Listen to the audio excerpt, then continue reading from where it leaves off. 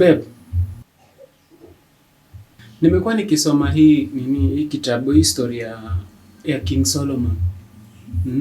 Ni Suleiman. Alikuwa na 700 wives, yani wake 700. Na hiyo ni Bible. Na mimi hapa niko na only one wife. Huoni kama hiyo ndio itafanya nikose kuenda mbinguni? Sasa soma hiyo Wafalme wa Kwanza chapter 11 verse 4 inasema nini?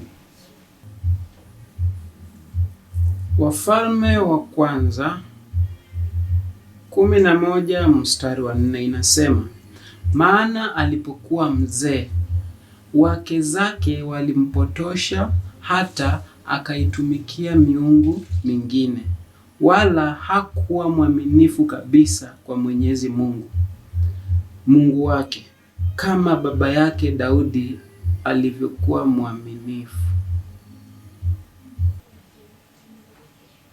So unaona, the same women ndio walikuwa downfall yake. So ni chaguo lako. Sawa?